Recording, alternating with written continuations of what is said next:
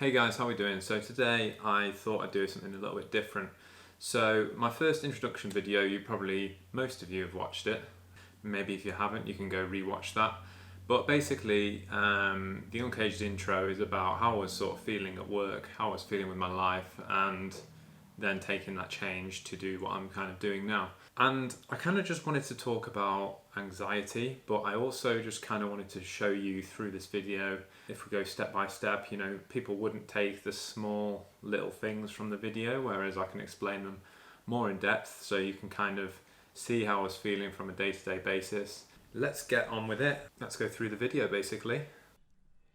They call it an anxiety disorder.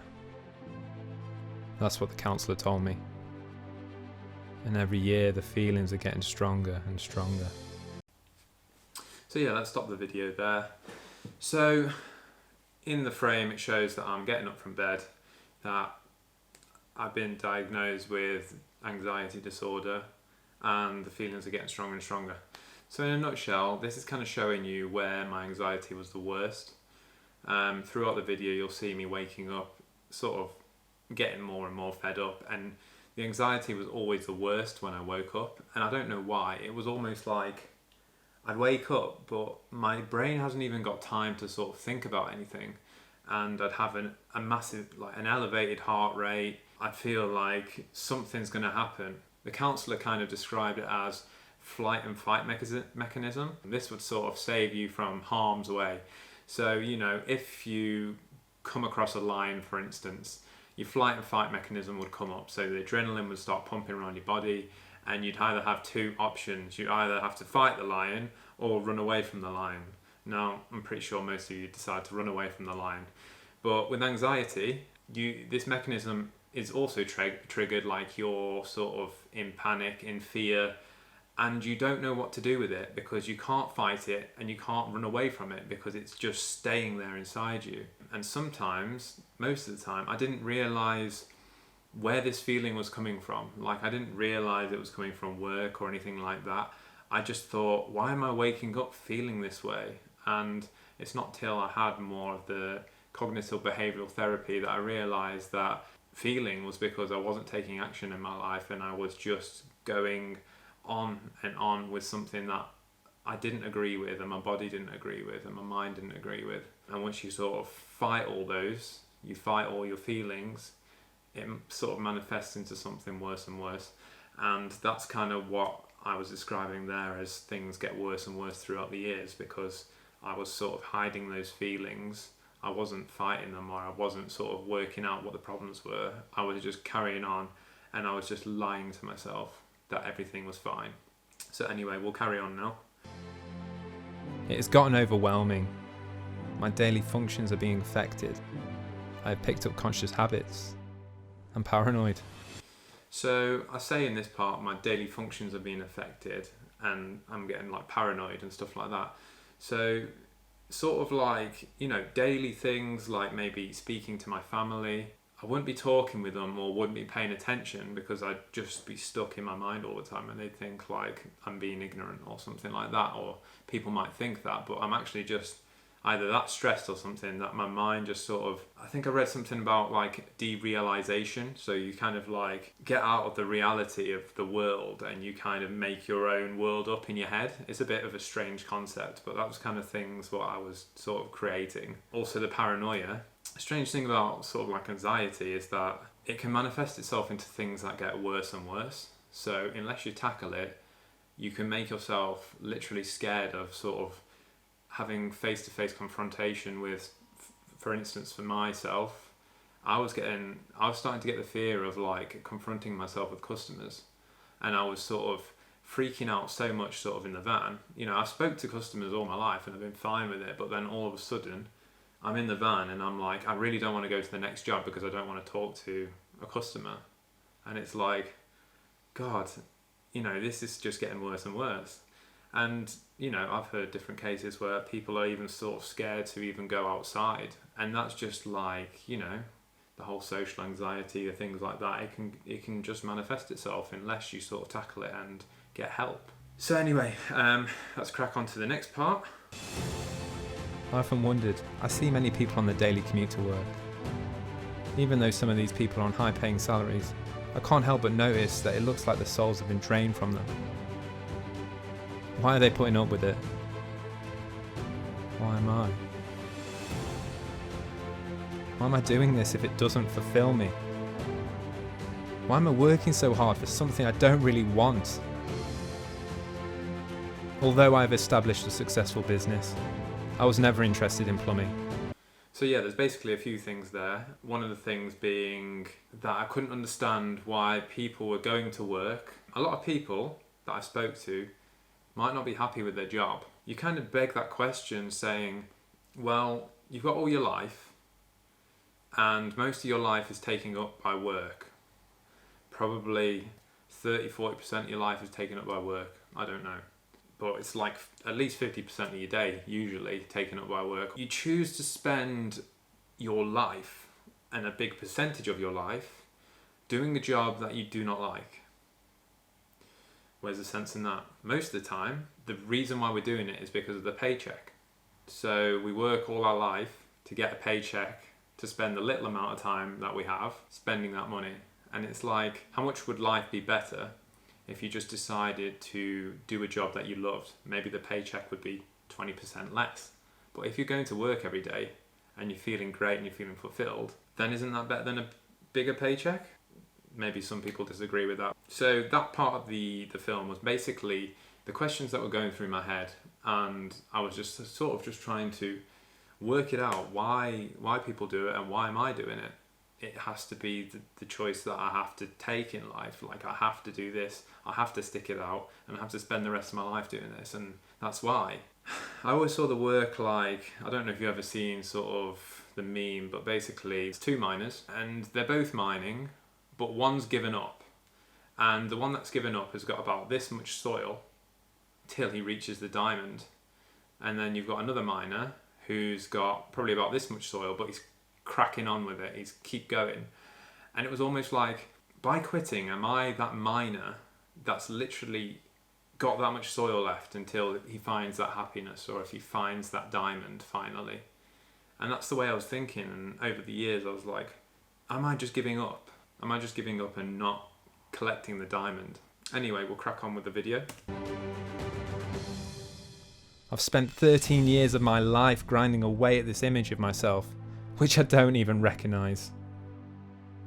The truth is, the only reason I was doing it is because I had no self-worth. I wasn't academic, and I didn't think I was capable of doing anything else in life. Right, so this isn't in any way bashing plumbing, because plumbing's a great job, great income as well, it can be. It just wasn't for me. The same way someone could work in an office and it might not be for them, but it'll be for someone else, if that makes sense.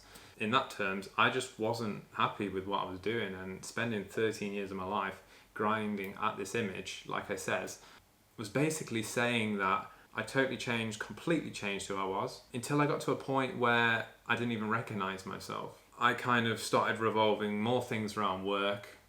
I was not doing the stuff that I enjoyed. I was changing the way I function, the way I'm organizing things, the way I'm doing everything. And yes, okay, it might be productive-wise great and stuff, but I ended up sort of, I don't know, seeing friends another time on a holiday and stuff, and then realizing that like I'd lost my fun self. Like, I didn't know kind of how to have fun anymore. I was kind of going out, and it was sort of like, oh well, there's no point drinking or something, and I'll get in at a suitable time just so I can be productive the next day. And then I realized like that wasn't me. Like, I was always having fun, I was always enjoying the moment. Instead, now, well, not now, but previously, I was kind of just going out thinking about the logistics of it all, and thinking it's not, and you don't end up enjoying the night. You're not present in the night and enjoying the people you're around, because you're thinking, I'm not going to drink too much, I'm going to get to bed at X amount of time so I can get X amount of sleep so I can be productive the next day to do this and that and the other. And it's like, why are you putting so much pressure on yourself? And why are you totally changing who you are to the point where you can't even have fun anymore because you're too Mr. Serious? And it's just like, that wasn't me in the end. Anyway, I'll move on to the next part now.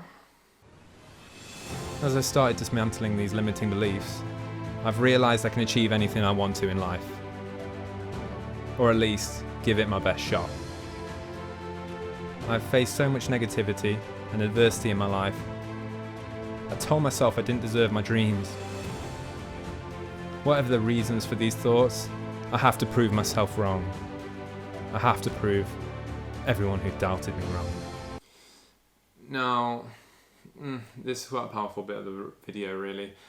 Self-belief and self-love is such a powerful thing.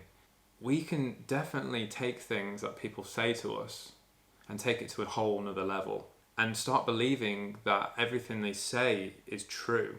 For instance, like, if I was called dumb, or if I was called that I wasn't doing good enough, or I wasn't doing this or wasn't doing that, I take it upon myself and I beat myself up for that. And without actually dissecting it and thinking, actually, you have got some worth, I was just constantly thinking, I'm a pile of crap. I'm like good for nothing.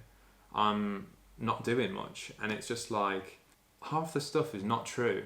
And it doesn't build you into a better person by taking those things on, because you just have no courage and no self-worth to think anything that you say is worth mentioning. And then you get that social anxiety to think, I don't want to talk in a crowd.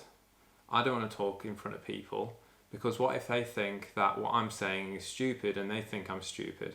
So you end up like freaking yourself out because you think that whatever you're going to say isn't worth saying. Like, no one's going to listen to you. You're just stupid, you know? And yeah, there was a lot of past things in my life that sort of affected that kind of thing with the social anxiety side of things. But yeah, I kind of realised that, like, when I went to the gym, I wasn't really sort of like listening to anyone. I was just doing my own thing. And I realised that I was just believing in myself, and I was just doing the best I could and just bettering myself every day. And that was the thing. I wasn't putting myself down. I was just, keeping positive with it all. You just got to be careful, really, what you're listening to, what's been said to you.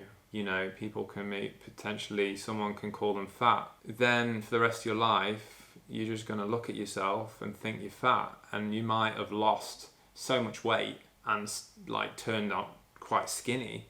But in your head, you're still going to think that you're fat. And that's probably potentially what sort of anorexic people go through. But that could have come from just one person calling them fat. And then that just got into their head and made it worse and worse and worse. And they've kept that lie in their head for so long that they believe it's true still. And they haven't really revisited it to think, let's write this on a piece of paper. Right, I'm fat. Has anyone called me fat anymore? I haven't been called fat in 7 years. Right, okay. Weigh yourself. Are you really fat? Well, no, I'm about average weight.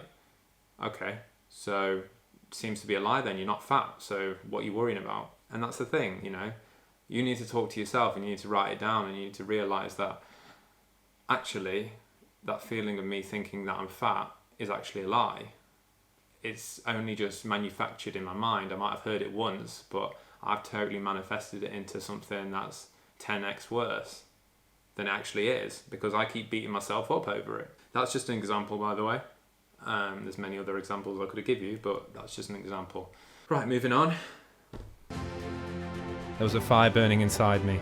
A fire that spread so uncontrollably that will stop at nothing until I achieve my dreams. It's time to do something about it. I'm risking my future success, my current business, and all the capital I've accumulated over the years. But do you know what? I don't care, because that stuff isn't life to me. Life is what I'm going to create right now. My journey begins here. So I got to a point where I'm saying, like, the fire's burning inside me. So basically, you get all these negative thoughts, you get all these negative comments from people, and you start putting wood on the fire. Now, by the time you put so much wood on the fire, it's turned into a bonfire because it's like touching the roof. It was just about lighting that fire to all those negative comments, all the negative beliefs in my head, and just saying, you know what, F it all, and just set fire to it all and get rid of it all, because none of that really exists. none of the comments, none of the thoughts that I thought. And I thought, you know what, leave this all, start a new fresh page, and just leave it all behind and start again. Start again with your own story. The one that's not got all the crap that's weighing you down, basically, on your shoulders. That's pretty much an explanation of the introduction. Hope you kind of enjoyed me dissecting it a bit further for you guys, just so it's more understandable. I know it's only 2 minutes long, but there's a lot of information in there. There's a deep story within everything. So I hope you enjoyed this video. I want to talk a bit further with anxiety, tackling it, etc. in future videos. But yeah, until then, I hope you're all well. I hope you're all good. Don't forget to subscribe. Don't forget to like, and don't forget to throw me a comment as well if you're going through similar things or you know someone that's going through it. We're all on a journey here, and we all want to get better. And hopefully, I can give you guys a bit of advice that can, you know, help someone out. So that's what it's all about. So without further ado, I'll catch you guys later.